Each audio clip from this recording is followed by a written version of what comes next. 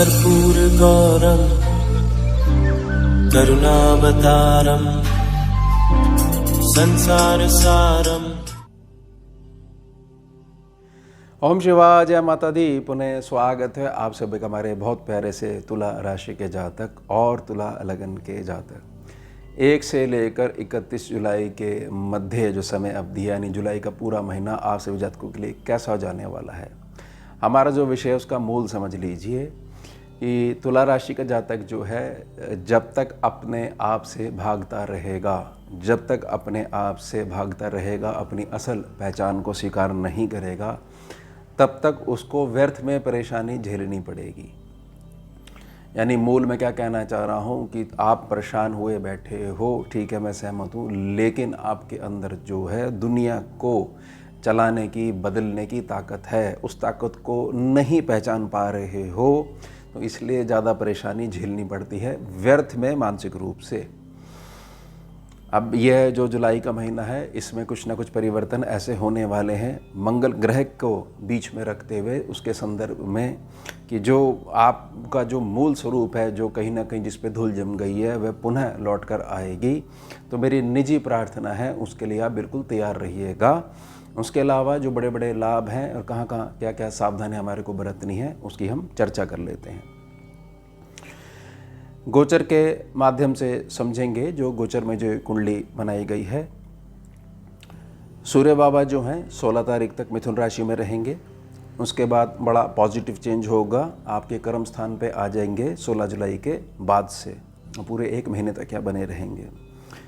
यह जो संकेत करता है, यह संकेत करता है कि जब भाग्य की दृष्टि की बात करी जाती है कि भाग्य की दृष्टि का मेरे जीवन में क्या फल है, तो हो सकता है किन्हीं कारणों से जो सूर्य की अधिक तपिश है वो इस सेक्शन को थोड़ा सा दबा रही हो, तो 16 जुलाई के बाद से इससे एक बहुत बड़ा रिलीफ मिलने वाला है।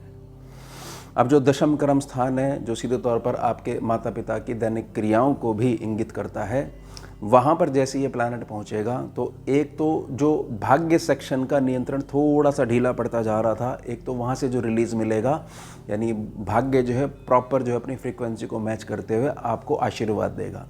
साथ ही साथ जो कर्म स्थान है, कर्म स्थान जो एक प्रकार से अंधकार में डूब गया था और जिसका सीधा प्रभाव आपकी गृहस्थी पे, आपके निजी सुखों पे पड़ रहा था, बहुत सारी चीज़ों में आप अपना हाथ रोक लेते हो, मजबूरी ऐसी हो जाती है। घर की जो ज़रूरतें हैं उसमें थोड़ा सा आपको कॉम्प्रोमाइज़ करना पड़ रहा है पिछले कुछ महीनों से, तो वो सारी शिकायतें अब दूर होने वाली हैं। तो उसके लिए आपको जो 16 जुलाई में के बाद से जो ये सूर्य का परिवर्तन जो होगा कर्क राशि में, इसका ध्यान बना के रखना है। अब जैसे मैंने मंगल की बात करी थी, तो मंगल को समझ लीजिए। मंगल और केतु बेशक यहाँ पर बैठे हुए हैं आपके लाभ स्थान पे, सिंह राशि पे, लेकिन 28 जुलाई के बाद से मंगल देव आगे मूव कर जाएंगे, कन्या राशि में पहुँच जाएंगे। 12th सेक्शन है। 12वें सेक्शन में मंगल पहुँचने का मतलब ये है कि केतु जो मंगल के कारण डिस्टर्ब हो रहा था और मंगल जो केतु के कारण डिस्टर्ब हो रहा था, और दोनों ग्रहों की जो डिस्टर्बेंस है वह जो लाभ सेक्शन की जो मर्यादा है, जहाँ पर सभी ग्रह बहुत अच्छा परफॉर्मेंस देते हैं, लेकिन बहुत सारे ग्रह अगर इकट्ठे हो जाते हैं तो कहीं ना कहीं वह परफॉर्मेंस थोड़ी सी डाउन जाती है, तो वह परफॉर्मेंस जो है निखर के आपके जीवन में आने लग जाएगी। मंगल के 12वें सेक्शन में पहुँचने का मतलब ही यह है कि जातक की हर प्रकार से निर्भरता है, यानी जो भी सहारे के माध्यम से वो अपने आप को खींच रहा था, वह सारे माध्यमों को वह स्वतः ही हटाना शुरू कर देगा, यानी उसको स्वयं की पहचान होनी शुरू हो जाएगी। यही जो मैंने मूल विषय आपकी सेवा में लिया है। बुधदेव को समझते हैं। बुधदेव यहाँ बहुत लंबे समय तक बने रहेंगे, इस पूरे महीने ही बने रहेंगे, लेकिन 18 जुलाई को ये वक्री भी हो जाएंगे और अस्त भी हो जाएंगे। इसका बड़ा लाभ क्या मिलेगा? इसका बड़ा लाभ यह मिलेगा क्योंकि बुध एक ऐसा ग्रह है, उसका आधे सरफेस पे गर्मी है और आधे सरफेस पे बिल्कुल जो है शीतलता है, ठंडा है, यानी कि दोनों ही कंडीशंस में जीवन जो है वो पॉसिबल नहीं है। अब उस संदर्भ को यहाँ लेते हैं कि वक्री और अस्त होने के कारण सूर्य देव को बिल्कुल भी ये डिस्टर्ब नहीं कर पाएंगे। कर्क राशि है ना, तो चंद्रमा बहुत अच्छे से इनको परफॉर्मेंस देने देते हैं, समझ रहे हो। चंद्रमा जो है, चंद्रमा की जो कर्क राशि है, इसमें जैसे ही बुध बाबा आते हैं तो चंद्रदेव एक प्रकार से अपनी आंखें उनके ऊपर से हटा लेते हैं उनको बुध इतना प्रिय है कि वो बुध जैसे मर्जी चले, वो बिल्कुल भी रोकते टोकते नहीं हैं। यानी कि अगर बृहस्पति का नियंत्रण नहीं है तो चंद्रमा उनको कई बार अपनी मनमानी करने देते हैं। स्कैनिंग विद्या का ये अनुभव है। तो वक्री और अस्त होते ही 18 तारीख से ये चीज़ समझ जाइएगा कि सूर्य देव जो एक्चुअल में आपका कल्याण करना चाह रहे हैं उसमें बहुत अधिक मजबूती आने लग जाएगी। साथ ही साथ यहाँ पर बृहस्पति देव को समझते हैं। बृहस्पति देव 9 जुलाई तक रहेंगे अस्त, उसके पश्चात जो है उदय हो जाएंगे। उदय होने का मतलब ही यह है कि भाग्य के सेक्शन की जो रिपेयर होनी चाहिए वह रिपेयर होने लग जाएगी। और साथ ही साथ समझिएगा कि इस बार जो 8 साल के लिए अतिचारी चाल में बृहस्पति बाबा हैं उसका प्रभाव यह पड़ेगा कि जिस सेक्शन पे ये जाएंगे उस सेक्शन पे अपने जो ग्रेविटेशनल जो पुल है, यानी कि जो अपना अत्यधिक भार है, उस सेक्शन को थोड़ा सा दबाते थे वह नहीं दबाएंगे। यानी कि जो ये शुभ ग्रह की शुभता है वह बहुत तेज़ी से आएगी और आपको हर प्रकार से अलर्ट रहना पड़ेगा। यानी कि मैं क्या कहना चाह रहा हूँ, ये कहना चाह रहा हूँ कि बृहस्पति देव पूरे 8 सालों में ऐसे ही करते रहेंगे। कभी एक राशि में जाएंगे, फिर पीछे आएंगे, फिर आगे जाएंगे, फिर दोबारा आगे जाएंगे, फिर दोबारा पीछे आएंगे। लेकिन इसका मतलब यह नहीं है कि इतना तेज़ी परिवर्तन से जो इनकी मूल प्रकृति है, सामान्य चाल में जिस सेक्शन पे बैठते हैं उस सेक्शन को थोड़ा सा डाउन करते हैं, वह अप्लाई यहाँ नहीं होगी। और बृहस्पति देव का 9 सेक्शन से सीधा जुड़ाव का मतलब ही यह है कि भाग्य का बहुत भर भर के आशीर्वाद आपको मिलेगा।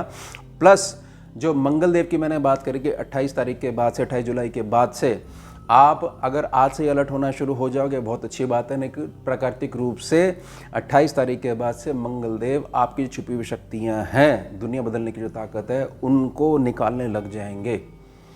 तो अगर आप पहले से प्रिपेयर हो जाते हो तो मंगल बाबा के आते आते बहुत तेज़ आपकी परफॉर्मेंस हो जाएगी। अब शुक्र को समझ लेते हैं। शुक्र बाबा 26 तारीख तक रहेंगे आपके 8वें सेक्शन में। जो भी जेनेटिकल ऑर्गन से संबंधित कोई परेशानी चल रही हो, किसी भी तुला राशि के तुला लगन के जातक को, या किसी प्रकार की ऐसी परेशानी चल रही हो कि धन के इन्वेस्टमेंट को लेके एक प्रश्न चिन्ह खड़ा हो गया है, वह सारी चिंताएं 26 के बाद जो है वह हटने लग जाएंगी और ये मूव कर जाएंगे 9 सेक्शन पे मूव कर जाएंगे, जो कि गोचर की कुंडली में आपका जहाँ पर मिथुन राशि पड़ती है। अब आप देखो कि जो 9 सेक्शन है, जो भाग्य सेक्शन है, यहाँ से पहले सूर्य रिलीज हुआ 16 तारीख को, 16 जुलाई को, और यहाँ पर जो 9 जुलाई के बाद से यह उदय हो गए बृहस्पति बाबा और 26 के बाद शुक्र भी यहाँ पर आ गए। शुक्र यहाँ पर आ गए तो शुक्र जो है थोड़ा सा डिफरेंस ज़रूर रखते हैं गुरु के साथ, लेकिन गुरु के साथ जब वो सामान्य चाल में होते हैं गुरु तो ही थोड़ा डिफरेंस रखते हैं। जैसा ना कि एक स्थान पे 2 सेल्स स्ट्रीम को बिठा दीजिए तो सब जो है आपस में एक मत होना थोड़ा सा मुश्किल हो जाता है। तो यहाँ पर एक मत होके चलेंगे तो आपके भाग्य सेक्शन में हर प्रकार की जो कमी है वह मिटने वाली है। उसके चेंज का ये महीना कहा जा सकता है। साथ ही साथ जो जातक है तुला राशि का, तुला लगन का, जो घर से दूर जाकर बहुत ज़्यादा मेहनत कर रहा है और वहाँ पर जो उसकी स्ट्रगल है उसका कोई अंत नहीं है, तो स्ट्रगल अब बिल्कुल थमने वाली है इस महीने में। ध्यान रखिएगा, जो अपने निवास स्थान से, जन्म स्थान से बाहर जाकर बहुत ज़्यादा मेहनत कर रहा है, खासतौर से किसी भी प्रकार के टीचिंग वाले प्रोफेशन में है, कोई भी चीज़ वो सिखाता है, कोई उसका कोई स्टूडेंट है और वह अध्यापक के रूप में उनको टीचिंग्स देता है और घर से दूर जाके जो है मेहनत कर रहा है, उसको बहुत ज़्यादा आशीर्वाद मिलने वाला है। शनि को समझ लेते हैं। शनि 29 मार्च को जो है मीन राशि पे आ गए थे। अब 13 जुलाई से लेकर 28 नवंबर तक पूरे 128 दिनों के लिए ये वक्री स्वभाव को धारण कर लेंगे। वक्री स्वभाव को धारण करते ही 11 नंबर राशि में, कुंभ राशि में, जो 5वें सेक्शन पे जो राहु बैठे हुए हैं, तो राहु के ऊपर भी एक नियंत्रण बिठा देंगे, क्योंकि वक्री ग्रह की मूल प्रकृति स्कैनिंग विद्या में ये नोट करी जाती है कि एक स्थान पीछे को इम्प्रूव करना शुरू कर देते हैं, एक स्थान को ही निखारना शुरू कर देते हैं, और वो जो स्थान है वह 9 सेक्शन का बेस बनता है।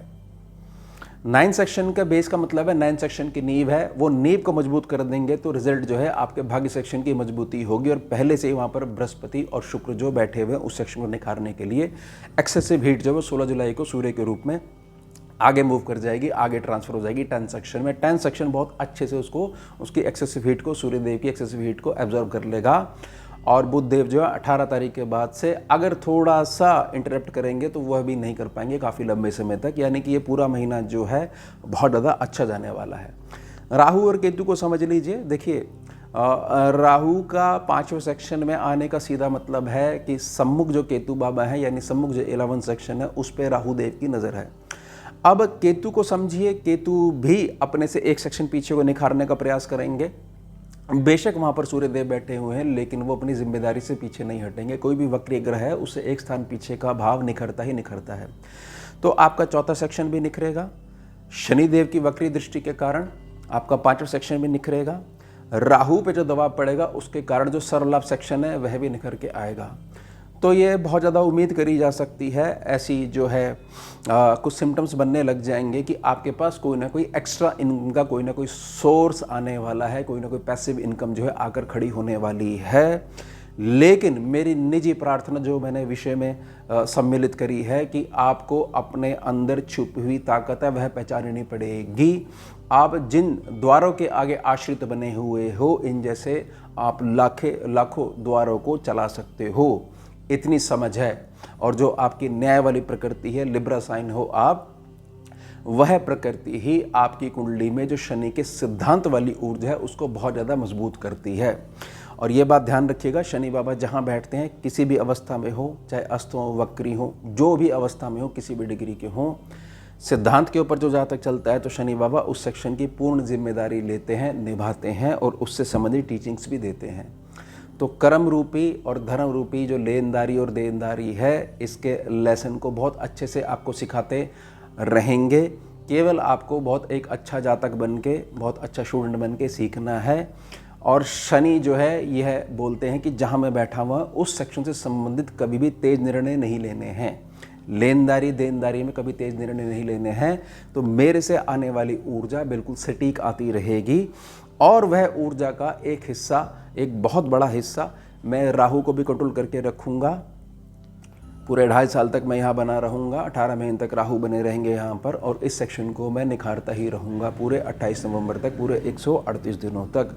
इस बात का ध्यान बना के रखिएगा। पुनः स्मरण करवाना चाहता हूँ, आपके अंदर दुनिया बदलने की ताकत है और आप व्यर्थ में परेशान हुए बैठे हो। बस उस ताकत का स्मरण आपको स्वयं को करवाना है। थोड़ा सा अलग बैठोगे ना और विचार करोगे तो याद आ जाएगी सारी चीज़ कि कैसे कैसे समय की मार के कारण कैसा स्वरूप आपका हो गया है। तो निजी प्रार्थना रहेगी उन शक्तियों को थोड़ा सा बाहर निकालने में आप स्वयं की मदद करिए।